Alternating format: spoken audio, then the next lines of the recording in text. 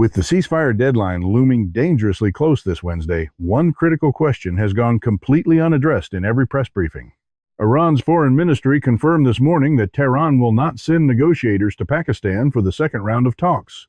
Vance, Whitkoff, and Kushner flew to Islamabad anyway. Yet China, the nation whose oil purchases keep Iran economically alive and whose technology helped guide strikes on American bases, has remained utterly silent. Not a word about Iran's refusal. Not a single statement on the seizure of the Tuska, the Iranian cargo ship that originated from China and was taken by American forces on Sunday. Once again, dramatic announcements appear to race ahead of consistent on-the-ground policy. This calculated silence from Beijing is doing more work in this negotiation than anything Washington or Tehran has said out loud.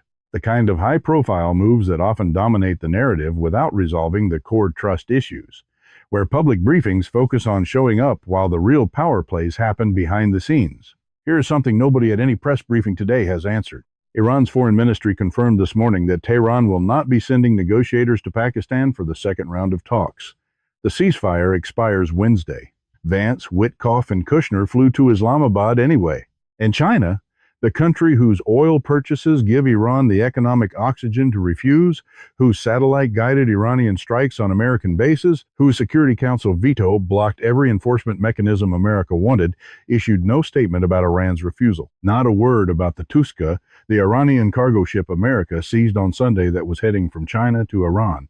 Not a call from Wang pressing Iran back to the table. Nothing. I want to spend the next 20 minutes explaining what that silence tells China, because I think China's nothing today is doing more work in this negotiation than anything Washington or Tehran has said out loud. Let me start with Iran's refusal, because the way the coverage is framing it is wrong, and understanding why it is wrong is essential to understanding China's silence. Every outlet is treating Iran's refusal as stubbornness, as bad faith, as a country playing games with a ceasefire clock. The framing is, Iran is the problem. If Iran would just get on a plane, a deal could happen. That framing misses what Iran is actually doing. Iran's refusal is a strategic calculation, and the calculation is based on a very specific experience from round one. 21 hours in Islamabad, the highest level direct U.S.-Iran meeting since 1979. Vance and Ghalibaf across from each other, Pakistani mediators in the room. And when it ended, Ghalibaf said something I want to give you exactly because the exact words matter.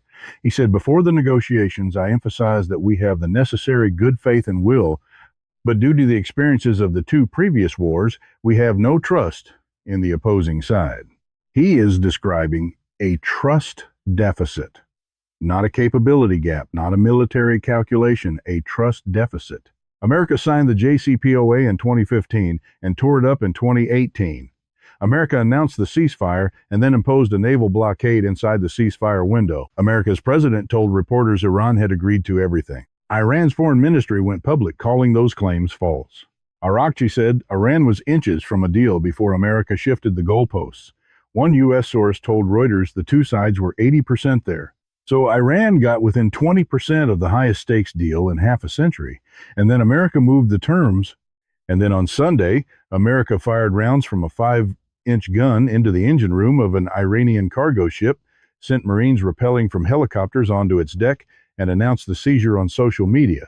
The ship was heading from China to Iran. Araghchi called it proof of America's lack of seriousness in diplomacy. Iran's state news agency IRNA called the second round a media game, a performance to assign blame, not a genuine attempt at a deal. That is not stubbornness. That is a country that has learned from 2 previous nuclear agreements and 52 days of war exactly how much American words are worth when the cameras are off. There is something else in Iran's refusal that I think the coverage is missing entirely.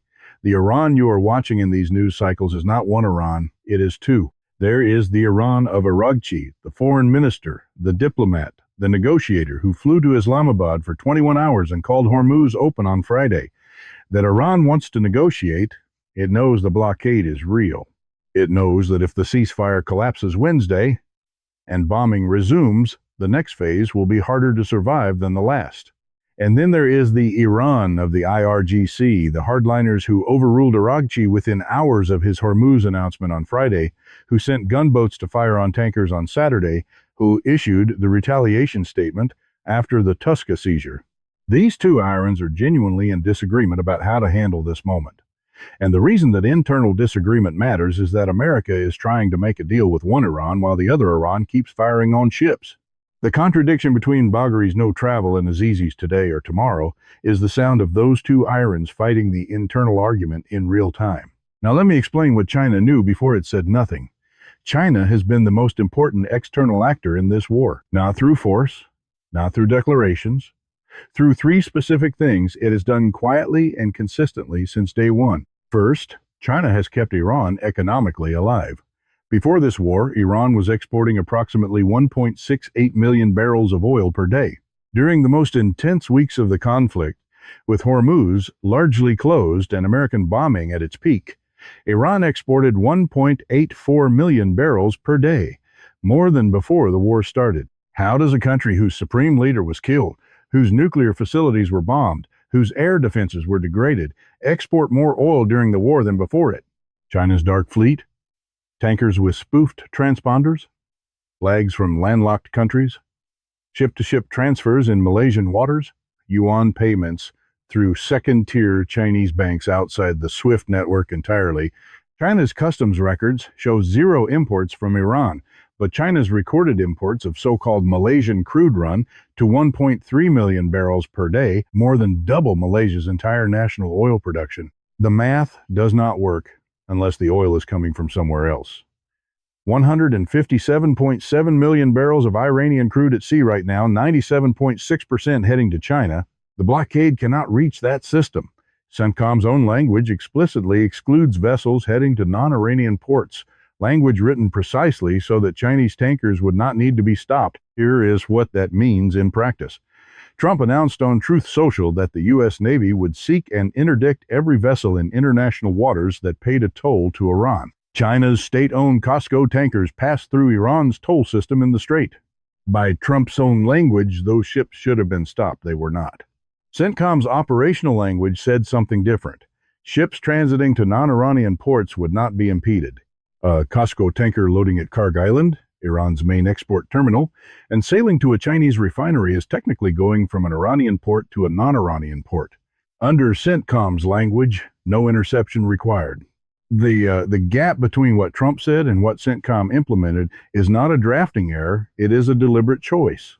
Somebody decided that stopping a Chinese state-owned vessel in international waters is not an Iran problem. It is a China problem. And a China problem is a completely different category of geopolitical event that America is not prepared to open right now. Second, China has kept Iran diplomatically protected. When America proposed a UN resolution authorizing force to reopen Hormuz, China and Russia vetoed it. Not one country joined America's blockade. Wang made 26 phone calls during the war. Iran always on the list. And the Financial Times confirmed from leaked Iranian documents that the IRGC used satellite imagery from a Chinese commercial firm called Earth Eye Co. to target American military bases. Prince Sultan Air Base, Muwafaq Salti Air Base, positions near the 5th Fleet Naval Base in Bahrain. CBS News confirmed this from 2 U.S. officials independently. China helped Iran see where America was, so Iran could hit those places more accurately. Third, and this connects directly to today, China pressed Iran to open Hormuz last Thursday. Wang called Araghchi. That call produced Friday's announcement that Hormuz was fully open. Trump posted thank you in capitals. Oil dropped 9%. And then America kept the blockade on Iranian ports. Iran reimposed Hormuz restrictions. IRGC gunboats fired on tankers Saturday. America seized the Tuska Sunday. And China said nothing. China pressed Iran to open Hormuz. Iran opened it. America kept the blockade. Iran closed it again. America seized a ship that originated in China, and China issued no statement. Let me use a framework I call the signal reader. In international relations, silence from a major power is never the absence of a statement. It is a statement. And the question is always, who is reading that silence and what are they reading into it? Iran is reading China's silence with precision. Here is what Iran reads. China's last public act was Wang calling Araghchi on Thursday to press for Hormuz navigation. Since then, America seized a Chinese origin vessel. Iran vowed retaliation. Vance flew to Pakistan. Iran announced it would not come, and China said nothing. Iran reads that sequence as structural permission, not explicit permission. The permission that comes from a partner who is still buying your oil, still blocking UN resolutions, still providing the economic oxygen you need to refuse, and who's calculated that saying nothing right now costs China less than saying something. Consider what it would mean for China to speak. If Wang issues a statement about the Tuska calling on America to release an Iranian vessel that originated from China, China publicly confirms that the voyage served Chinese strategic interests. That opens the question of what the cargo was and what relationship China maintains with Iran's supply network. If Wang calls Araghchi and presses Iran back to the table, China accepts accountability for whatever Iran does next, including walking away from any deal China helped broker. China does not want that accountability. China wants credit for any eventual deal without accountability for Iran's behavior in the meantime. So, China calculates the cost of speaking versus not speaking and says nothing. And Iran reads that calculation precisely. Our partner has decided our refusal is acceptable. We can afford to stay home. This is not a passive silence. It is an active one. China's foreign ministry spokesman meets the press every weekday. The Tuska seizure happened Sunday. By Monday, every major outlet had confirmed the ship originated from China. If China wanted to speak, it had the mechanism and the moment. The absence of a statement is itself a deliberate act. The act of choosing silence over speech when speech would have costs. The structural reason China's silence serves China better than pressing Iran is straightforward. If Iran makes a comprehensive agreement, one that ends the war, reopens Hormuz on American terms, includes nuclear constraints, Iran becomes less dependent on Chinese buyers. A post-deal Iran with sanctions relief and access to Western markets does not need to sell crude at a discount to Chinese refineries. China loses its decade-long position as Iran's sole customer. America emerges, having demonstrated its tools can produce a nuclear deal, and the energy disruption that has been benefiting China's solar, battery, and electric vehicle exports ends. Al Monitor published an analysis with a headline that captures this precisely. China plays peacemaker while letting America bleed. China calls for peace in every statement. China buys Iranian oil through every sanction. China presses Iran toward talks when that serves Chinese commercial interests, as the Hormuz opening did. And when those talks collapse, when Iran refuses to travel, when America seizes a Chinese origin ship, China says nothing, because the current state of this war, extended, inconclusive, expensive for America, profitable for China, is better for China than a clean American victory on American terms. There is one more dimension. The Trump-Xi summit in Beijing is scheduled for May 14th. Trump is flying to Beijing. Trade, technology, Taiwan, all of it built around that meeting. Every decision China makes between now and May 14th is weighed against whether it makes that summit harder or easier. Issuing a formal protest about the Tuska forces Trump to respond publicly to China's interference in his own blockade enforcement. It creates a diplomatic incident before Air Force One lands. China will not do that. Not for a cargo ship. For not even a cargo ship coming from China. The summit is worth more than the protest. Now, let me steelman America's position, because I want you to test this, not just accept it. America's argument is that the pressure is working. The blockade turned back 25 ships. Iran's rial is down 15%. Iran's central bank warned of a 1-2 year recovery timeline. Iran came 80% of the way to a deal at Islamabad. The Lebanon ceasefire removed one of Iran's key preconditions. Araghchi explicitly linked Hormuz opening to Lebanon, and Lebanon got a ceasefire. And here is the important contradiction inside Iran's own government today. While the foreign ministry said no travel, Iran's Parliamentary Security Committee member Ebrahim Azizi told Al Jazeera that Iran will likely send a team today or tomorrow. Two statements from inside the Iranian government on the same day pointing in opposite directions. Iran rejected talks publicly before round 1-2, then sent a 7-0 member delegation to Islamabad. The public rejection may be posturing, not a final decision. The steelman goes further. Vance flying to Pakistan even after Iran's public refusal is not desperation. It is a deliberate signal to every mediating country, Pakistan, Egypt, Turkey, Saudi Arabia, that America is the party that showed up, and if no deal is reached, the world will have seen Iran refuse to come to the table. That diplomatic positioning matters. It gives America the narrative advantage heading into whatever comes after Wednesday, whether that is an extension, a resumption of bombing, or a third round of talks. Trump saying this morning that the concept of the deal is done may reflect genuine back-channel movement. Axios reported last week that mediators remain confident a framework is reachable. Pakistan's PM has been shuttling between Jeddah, Doha, and Antalya. Asim Munir flew to Tehran and was met on the tarmac with a warm hug from Araghchi.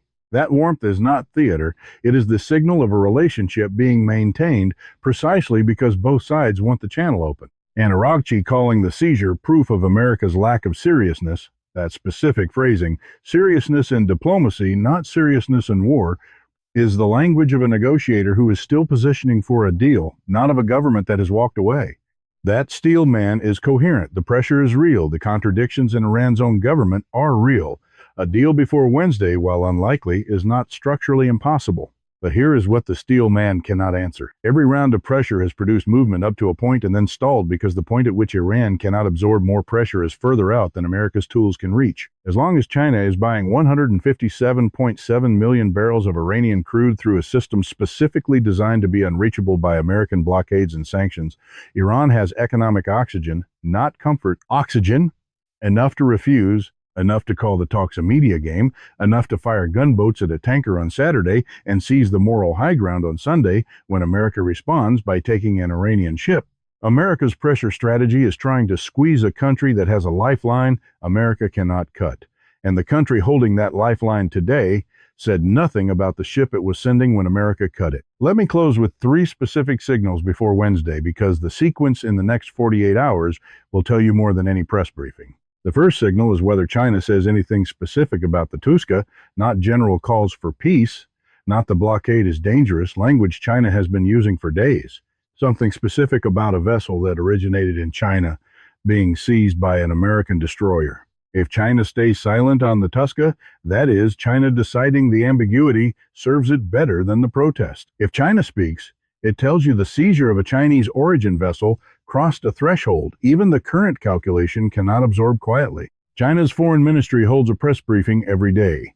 Watch what the spokesperson says when asked about the Tuska specifically, not what they volunteer, what they say when asked directly. That answer, or the absence of one, is itself a signal about where China's calculus currently sits. The second signal is whether Wang calls Araghchi again before Wednesday. His last call was Thursday. He pressed Iran to open Hormuz. Iran opened it, then closed it again within 36 hours. Wang making another call before Wednesday would signal that China has decided a deal now serves it better than continued limbo. It would mean China has concluded that the ceasefire expiring and bombing resuming creates disruptions in oil markets, in global supply chains, in the summit atmosphere heading toward May 14th that cost China more than the strategic benefits of the current extended stalemate.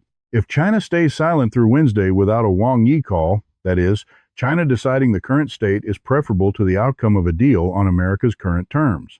The third signal is what Iran's actual delegation does, not what its foreign ministry says. Bagheri said no travel. Azizi said today or tomorrow. That contradiction is not noise. It is information about which faction inside Iran is winning the internal argument right now. Iran has 2 governments in this negotiation. The diplomatic government Araghchi, who flew to Islamabad for 21 hours, who called Hormuz open on Friday, who is still in back-channel contact with Pakistani mediators, and the IRGC government, the hardliners who overruled Araghchi within hours of his Hormuz announcement, who fired on tankers on Saturday, whose public statements frame any concession as surrender. The contradiction between Bagheri and Azizi is the sound of those 2 governments disagreeing about whether to go to Pakistan. If an Iranian team arrives in Islamabad despite the official statement, the diplomatic government won that argument, and the back channel with Pakistan is producing results the press briefings cannot capture.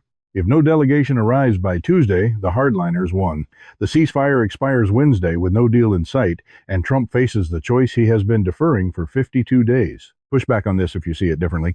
Read the foreign policy piece describing China's reaction to the blockade as muted.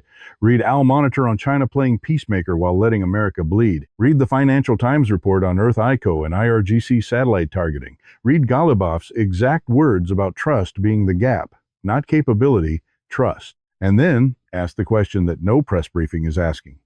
China's last move was pressing Iran to open Hormuz on Thursday. Since then, America seized a Chinese origin ship. Iran vowed retaliation. The ceasefire is 2 days from expiring, and China said nothing. If Iran is reading that silence, and then China's nothing is doing more work in this negotiation than anything Washington or Tehran has said out loud today.